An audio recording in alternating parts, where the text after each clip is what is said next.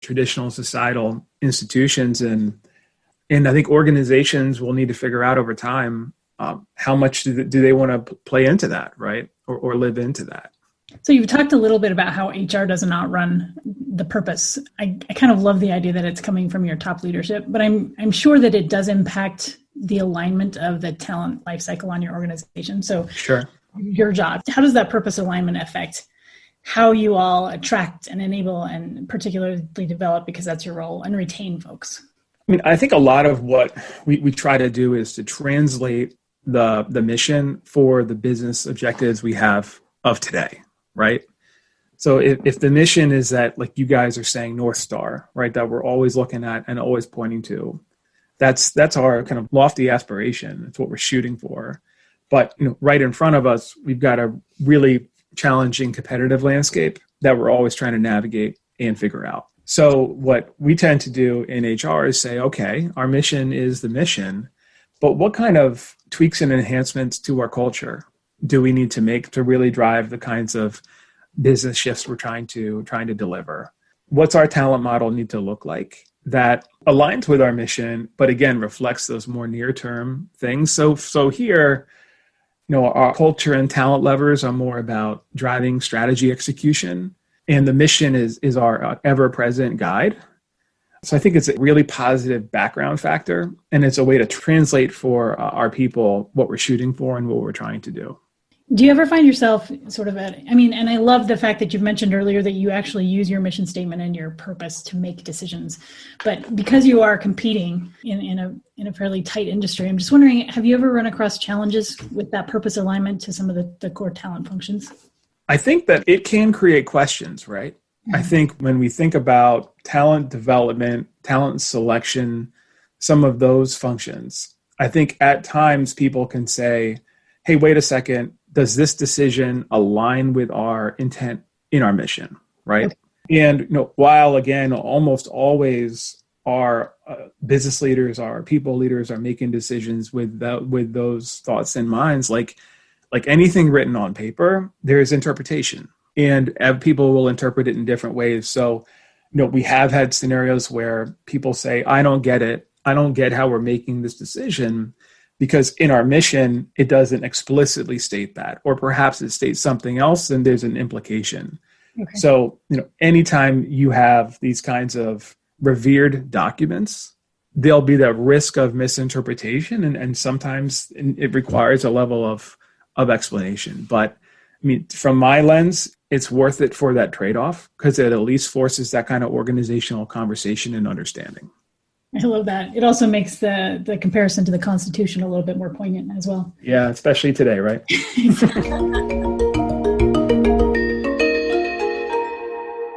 Let's shift and talk a little bit about the events of 2020. You've alluded to them several times, Jeff, but I want to kind of go directly at that and want to understand how have the events. And so the way that we're thinking about this is, certainly COVID-19, but also the calls for social justice, given that you all are, have a large population in Minneapolis. How have those impacted your all's overall operations, as well as your work? Again, just to personalize it, my first week in this role was in the beginning of March. So it was right as everything was really starting to shut down and compress. So I've certainly lived this as a new person here as well. I mean, from a COVID perspective, that's had obviously a huge and material impact on our business and our operations in terms of what the demand has been for our products, where that demand has been around the world, particularly on the ventilator business. And we have quintupled, I think that's the right word. Yeah, 5 times quintupled. We've quintupled our production of ventilators to suit some of the demand. And as we discussed previously, open sourced one of our models as well. So you saw a lot of really nimble behavior in the company to make those things happen very quickly. And we established relationships with places like Tesla and Intel to, bring those products to market even more quickly. And our CEO has said, wow, we've been able to, produce so quickly and make decisions so quickly. In those contexts, let's do even more of that. right? As we think about our culture and how to drive with more speed and decisiveness in the company. And then on the calls for social justice side, I believe we have about 12,000 people out of our 90,000 employee base located in the state of Minnesota. So, some of those people knew George Floyd personally. Right. So the impact on that to, our employee population, definitely, really, really, really high. I think the company just leaned into it. I was really gratified and almost surprised to see, a series of open air conversations, we called them, happen on a Zoom platform where we brought in clinical psychologists of color to meet with, some folks from our African descent community in a series of interactions. And I was able to attend, one of those sessions as an observer, and to see people demonstrate that level of vulnerability over a computer screen and a camera really challenged some of my assumptions about what's possible virtually, but also demonstrated just a really nice level of trust in the company to have those conversations. So you've seen a really nice amount of leaning in there. And then, that's been backed up with some sizable commitments towards institutions that serve the African descent population. And also we have a new relationship with the Thurgood Marshall College Fund. Mm-hmm. So lots of good mix of, supporting the emotional needs of our people, but also some, credible and sizable commitments to really make a shift.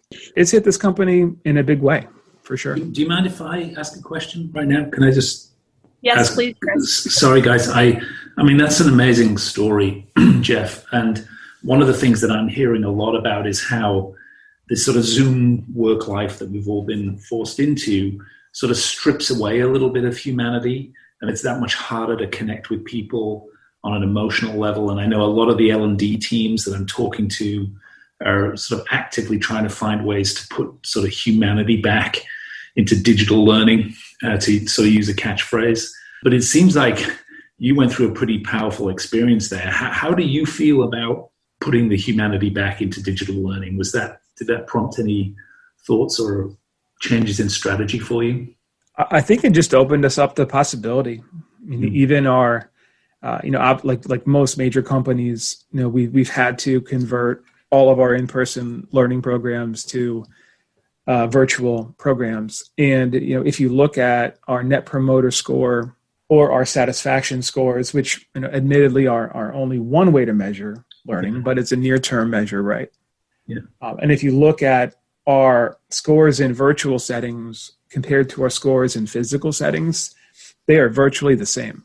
I don't know if that would have been the same prior to COVID and the shutdowns or not, but it's certainly reassuring that we can create that level of value with these platforms. And I do think that, to the point on being vulnerable or being open and ready, I've seen that happen at all levels of our company in these formats.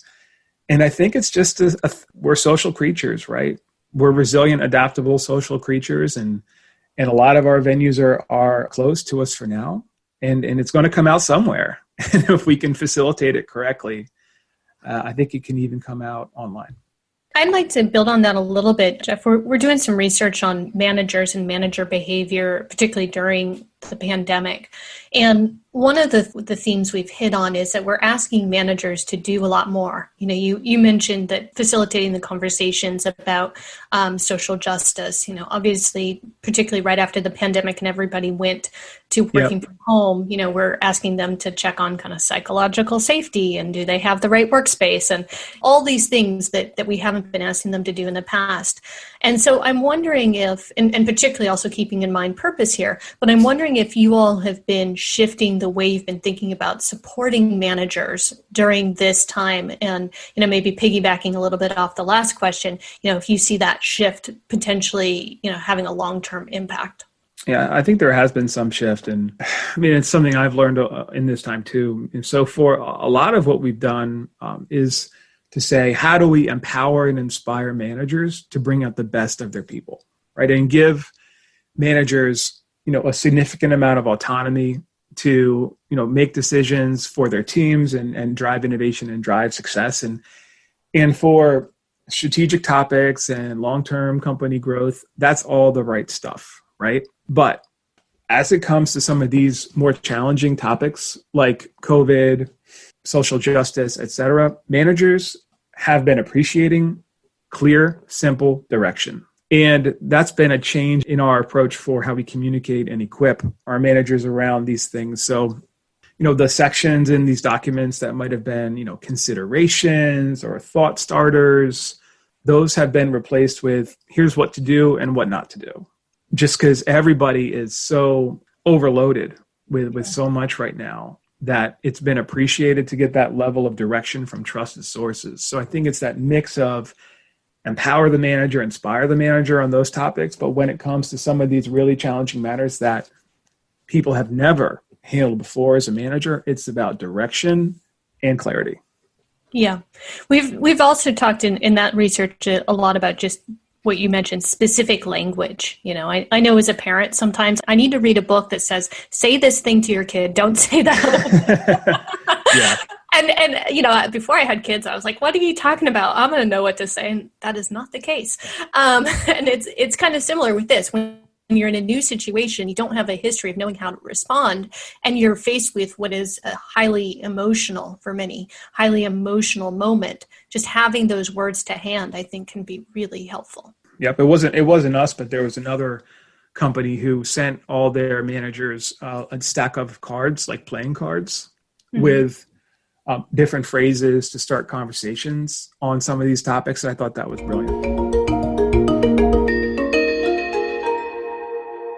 Let's move on a little bit to sort of the future of talent management. What do you, Jeff, in all of your vast experience, what do you think are the toughest problems facing talent management in the immediate future? I think probably the toughest one is taking advantage of all the data out there.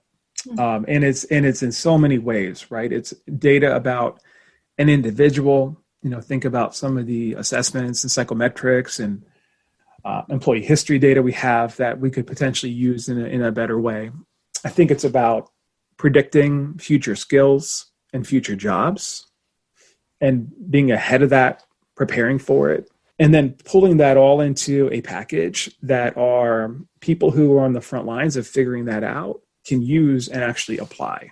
So creating the real kind of objective set of data and to guide decisions around talent management, that has to be one of the hardest ones. And, we're seeing HR as a field really, really grow that predictive analytic and AI muscle. But how you take that and bring that into all parts of the HR value chain and help our business leaders understand it, that for sure would be one. And then I think the second one on talent management would just be continuing to work on the inclusion and diversity objectives, particularly around helping to change people's minds about what's needed for success in a role. Right? A lot of people tend to believe that there's a formula or there's one way to succeed, or if certain individual doesn't have the same set of experiences as them, they may have an experience gap. And this is across all companies, and how you really help people think more broadly about who's ready and what does readiness mean. Yeah. That's another hard one. I really like that. And I actually like how those two things fit together. I think over the past 5 years, we've talked so much about data and technology that sometimes we think it's dehumanizing in nature. But if we use it right, which is the job of HR and talent management, if we use it right, it can be incredibly enlightening to the organization, but also really empowering to the individuals. I love those two things together. Yeah. And I think adding to that, the ability to use that data and extrapolate from it. Danny and I, for instance, have seen some technologies that will say, hey, we know that these people say they have these skills, but we also know that people who have been in similar roles also have these other skills. So you might want to make the assumption that they do, or at least ask if they do, which, for diverse individuals, they're less likely to share kind of skills that may not be fully baked. And so, you can see how data in that instance could actually, in this example, open the talent pipeline much wider, bring in more people who we wouldn't have considered in the past. And so, it's, I think, about making those intentional choices with the data that open the aperture of understanding as opposed to limiting it. And I think we're starting to see more of that.